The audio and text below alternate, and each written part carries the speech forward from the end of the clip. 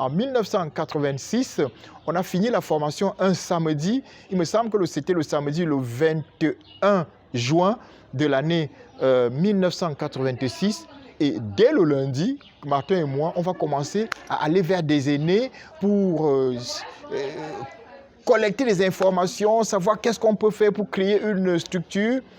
On va vers des aînés qui étaient sortis de cette école avant nous.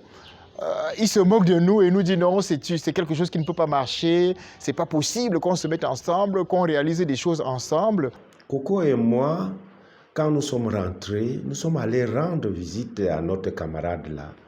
On a dit, bon, nous sommes déjà là, on voudrait vraiment concrétiser notre projet d'ensemble. Mais elle avait changé. Elle nous dit, mes chers amis, moi j'ai réfléchi, j'ai vu que vraiment, si on se met à faire quelque chose ensemble, il y aura des disputes, quand l'argent va commencer à entrer, et puis tout ça. Je pense que la bonne idée est que chacun de nous puisse aller se débrouiller tout seul.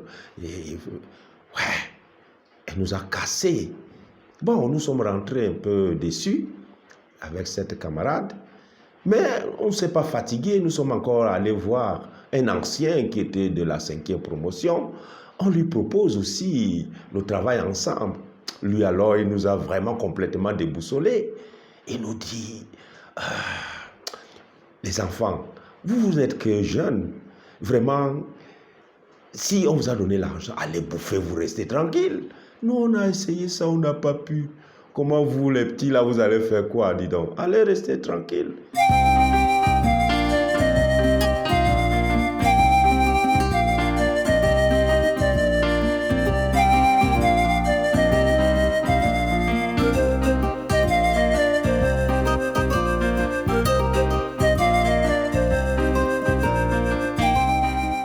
J'ai dit, Coco, tu sais, vraiment, on ne part plus chez personne. 2, c'est déjà le pluriel et c'est déjà un groupe. Faisons nos choses sans plus appeler personne. Il me dit, tu as raison, tu as raison. Alors, quand notre argent est arrivé, immédiatement, on nous a appelés, nous sommes allés récupérer notre argent de 61 500 et nous sommes allés directement chez Coco dans sa chambre. Nous nous sommes enfermés parce que c'est son petit frère qui nous accompagnait et nous nous sommes enfermés à 2. Alors on a dit, il faut qu'on commence quelque chose. Alors, nous avons déposé notre argent là, sur la table. Et c'est Coco qui était le trésorier et c'est moi qui étais le président. Maintenant, quelque chose s'est passé le jour suivant. Il y a quelqu'un qui avait découvert sa cachette. Alors, il a trouvé, notre argent était déjà en désordre, où la personne cherchait 500 ou 1000 francs, mais c'était des biens de 10 000. Il me dit, Moiselle, parce que j'ai un petit nom qu'on s'appelle, il me dit, Moiselle, non, toi qui sais garder l'argent, pardon, notre argent va partir. On nous connaît déjà là où j'ai caché notre argent. Prends la caisse. Comme ça, toi, tu gères bien l'argent. Moi, je deviens président. J'ai dit, il n'y a pas de souci, Coco. Nous avons un même objectif. Donc, il n'y a pas de problème. C'est là où, depuis ce temps-là, que Coco est directeur général du CEJAC et moi, je suis trésorier général. Martin et moi, on se rend au marché Mbopi à Douala pour acheter des fils nylon et mon papa nous permet de travailler dans ma chambre au domicile de mes parents. C'est là où nous commençons notre activité. Mon papa se rendant compte que c'était serré dans la chambre, va dégager un espace au salon. Nous allons travailler dans son salon en même temps que nous poursuivons des démarches. On va donc au ministère des Affaires sociales à Essos. La délégation départementale à l'époque se trouvait à Essos. Et on leur dit, voilà, vous nous avez formés, on cherche un endroit où nous pouvons travailler. Si vous pouvez nous trouver une salle. Ce n'était pas possible. Et nous avons constaté qu'on traversait une véranda pour entrer dans les bureaux. Et je leur ai dit, mais si vous permettez, on peut travailler ici à la véranda et stocker nos équipements dans vos bureaux en fin de journée. Le lendemain, on arrive plus tôt pour les récupérer. En 1993, je vais donc à la télé, je dois passer à la télé. Et j'entends ces 2 dames qui parlent à côté de moi et qui parlent du Seigneur Jésus. Alors je m'intéresse à leur conversation et je leur dis que je suis moi aussi chrétien. La dame me donne sa carte de visite et me demande de rester en contact avec son amie Grace, qui elle est camerounaise. Je reste en contact avec Grace. Et bref, la dame venait au Cameroun parce qu'elle faisait partie d'une organisation internationale dénommée Ashoka Innovator for the Public. Alors Ashoka est une organisation qui travaille pour promouvoir des personnes, promouvoir des initiatives originales. Et Gloria va revenir au Cameroun, va demander de me voir et dans nos échanges, elle décide de m'inviter au Nigeria à assister à ce qu'on appelait un panel, une espèce de conférence à la suite de laquelle je fus retenu comme le tout premier Camerounais partenaire de l'ONG Ashoka au Cameroun. Alors ce partenariat me donnait de bénéficier d'une bourse d'environ 1500 $ par trimestre. Alors, cela coïncide donc avec cette époque où le ministre des Affaires sociales va nous permettre d'utiliser le terrain en face de la délégation des affaires sociales. Je me sers donc de cet argent pour construire le tout premier local, un local de 40 mètres carrés en planches, répartis en une grande salle de 28 mètres carrés et deux petites salles de 6 mètres carrés chacune. Les gens rôdaient toujours autour de nous. Lorsque nous, on partait présenter notre projet, qu'on voulait faire ceci, beaucoup de gens voulaient nous récupérer pour qu'on pas travailler pour eux. Mais on s'est dit non, c'est pas ça. On ne vient pas demander le travail. Nous, on voudrait tout simplement que vous puissiez nous canaliser ou nous aider à réaliser notre projet. Nous ne venons pas demander du travail. En 1995, nous allons recevoir un non-voyant du nom de René Mincon qui va commencer que nous allons accompagner, nous allons former. Il va commencer des études au collège adventiste grâce à notre encadrement. Et c'est lui qui va avoir l'idée de créer une association sportive des aveugles et malvoyants du Cameroun. Il vient nous soumettre l'idée à Martin et moi et nous créons l'association sportive des aveugles et malvoyants du Cameroun à Zamk. Alors, Martin Luther va être président et moi, secrétaire général. On décide simplement d'inverser les rôles. On va travailler pour cette association qui a donné naissance aujourd'hui à la fédération, à la fédération sportive des aveugles du Cameroun, après avoir soutenu vraiment pas mal de personnes non-voyantes aujourd'hui qui vivent à l'étranger, qui ont fait de prouesses sur le plan sportif. En 1998, nous allons soutenir Martin Luther et René Mincon qui vont effectuer un voyage en Espagne grâce, n'est-ce pas, à cette association sportive des aveugles et malvoyants. Et René, lui, l'en profite pour s'expatrier.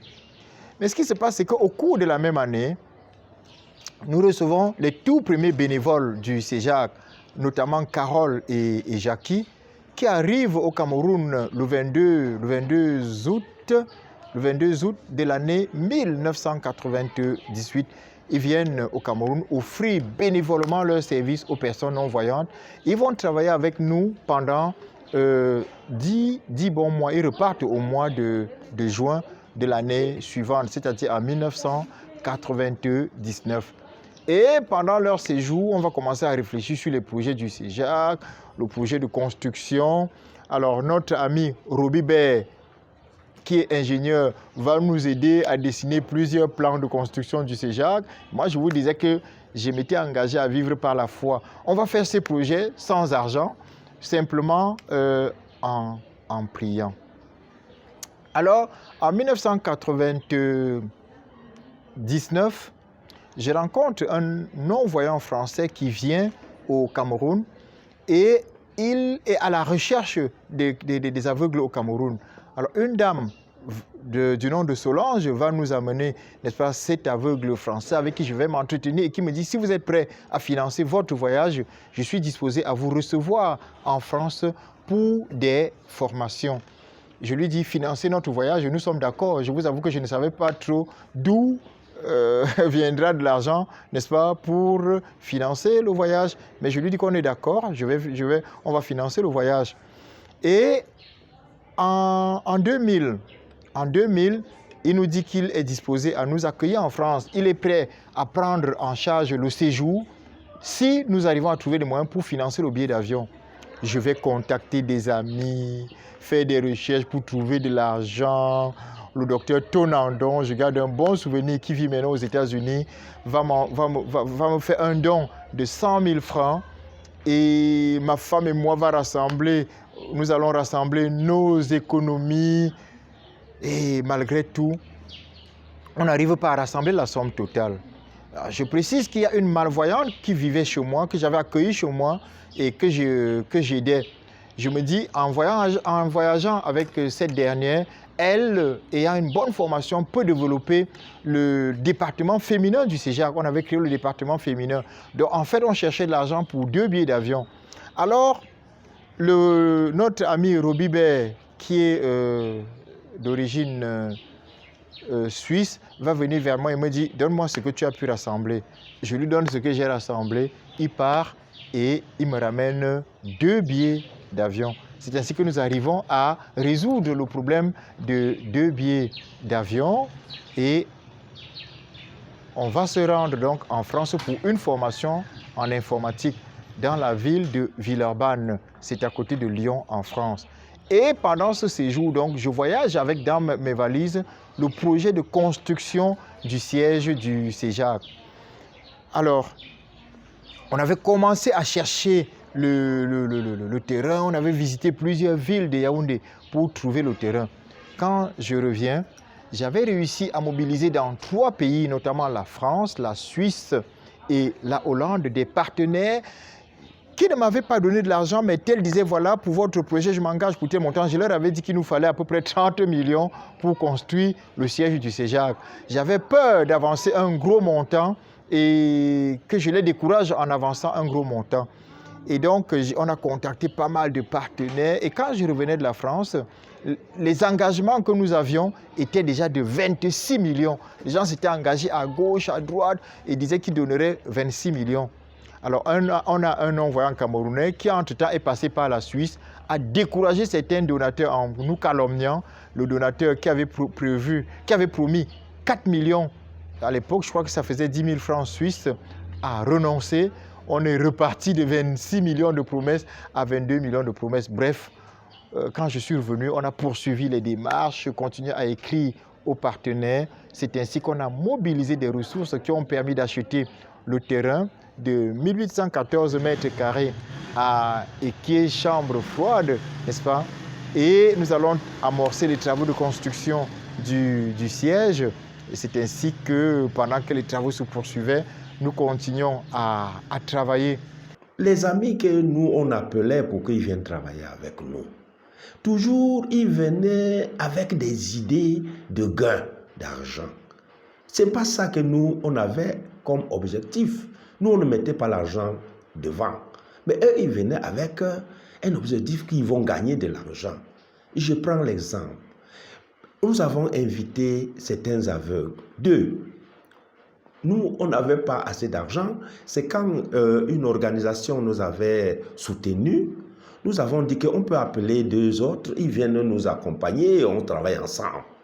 Alors là, comme on était à 4, nous nous sommes fixés un montant d'argent, 20 000 francs par mois, pour permettre à ce que chacun de nous puisse prendre son taxi. Alors, on a fait 3 ans avec ses amis. On avait chaque mois 20 000. Maintenant, notre fonds est fini. Ces amis-là, on leur dit, les gars, on n'a plus d'argent. Mais on remet tout à Dieu, il va encore nous guider et trouver d'autres moyens. Ils nous disent, mes amis, vraiment, s'il n'y a plus l'argent, nous, on ne peut plus continuer avec vous. Nous allons nous retirer. On a dit, ok, bon, il n'y a pas de problème. Coco et moi, c'est nous qui avons fondé. Bon, nous allons rester. Ils sont partis, nous sommes restés encore à 2. Après, nous avons encore eu l'occasion d'avoir un peu d'argent. On a encore fait appel à ses amis. Que venez, on a eu encore. Maintenant, cette fois-ci, on a eu un soutien. Il y a un jeune que nous avons formé qui est en Europe en ce moment. René Mincon. Lui, quand il est arrivé là-bas, parce qu'avant de partir, il nous avait dit, mes chers grands frères, vraiment, pour qu'on puisse réussir, aller plus loin, il faut que l'un d'entre nous puisse aller de l'autre côté de notre pays. Vraiment, sans ça, on ne va pas réussir. Et l'occasion s'est présentée, et il est allé en Hollande, et Coco est parti là-bas, et maintenant, quand il était là-bas, il a trouvé un petit fonds pour soutenir la secrétaire, c'est pas nous tous, pour soutenir la secrétaire qui devait nous aider à rédiger tout ce que nous on avait besoin. Et nos amis sont revenus, on a commencé à travailler encore, mais on avait nos 20 000 là, on a encore fait 3 ans. L'argent encore est fini.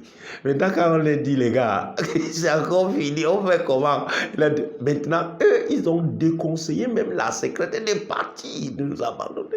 Ils sont tous partis, les 3 là sont partis. Nous sommes encore restés à 2. On dit, mince. Donc, les gars, s'ils viennent ici seulement pour l'argent, bon, maintenant, si on trouve encore, vraiment, on ne les appelle plus. Pendant que nous travaillons, il y a des vents contraires qui soufflent.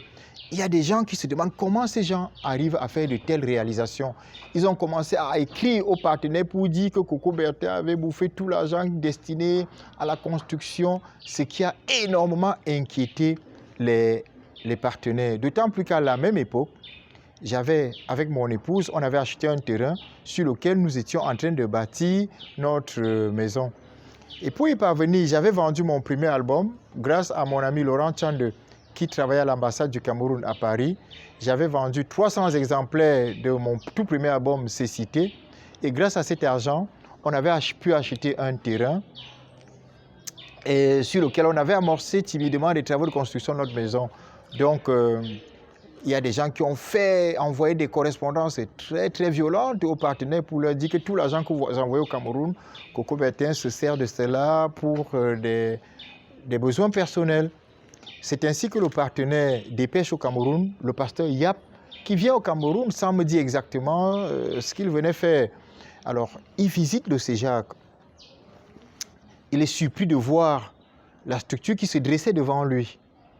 Il veut s'assurer que c'est vraiment la propriété du CEJAC. Je lui confirme que c'est la propriété du CEJAC. Il n'est pas convaincu. Il se renseigne, on lui confirme qu'en fait, c'est la propriété du CEJAC. Il entre dans le bâtiment, fait des photos, fait des tours. Et je n'arrivais pas toujours à comprendre ce qui se passait. Le jour de son départ, je l'accompagne à l'aéroport avec d'autres amis, y compris le frère Sylvestre Fanceux, qui est un aîné. Et quand on arrive à l'aéroport, au moment de partir, il m'amène derrière sa voiture. Il sort de sa poche une enveloppe vraiment épaisse qu'il pose dans mes mains en me disant « cet argent est destiné à toi ». Quand je venais au Cameroun, on m'avait dit que tu as dépensé tout l'argent du projet pour tes besoins personnels. Mais ce que je viens de voir est incroyable. Continue à travailler, continue à persévérer comme je viens d'observer. Et quand je suis rentré, ma femme et moi, on était émus aux larmes. La réalité, c'est que les partenaires s'attendaient à la construction d'une maison plate, c'est-à-dire un simple rez-de-chaussée. Moi, j'avais non seulement fait une maison à étage, on avait même prévu un comble au-dessus du toit. Donc une maison qui était initialement prévue pour être un seul niveau, on avait fait carrément 3 niveaux. Et comme je vous dis toujours, moi, je m'étais engagé par la foi. Et ces partenaires ne savaient pas quelle était la dimension de l'œuvre qu'ils étaient en train de financer. Ils faisaient des financements. Je me battais même parfois pour trouver des financements parallèles que j'injectais dans le projet. C'est ainsi qu'on a travaillé. On a construit l'immeuble siège qui a finalement été inauguré le 30 décembre de l'année 2003 par Madame Chantal Biya, épouse du chef de l'État camerounais. On a travaillé jusqu'à présent. Voilà 2 autres bâtiments qui se sont ajoutés après celui-ci. Voilà, nous avons 3 gros bâtiments. Donc, c'est le travail que nous faisons et nous sommes au quotidien pour que nous puissions réaliser des choses qui resteront.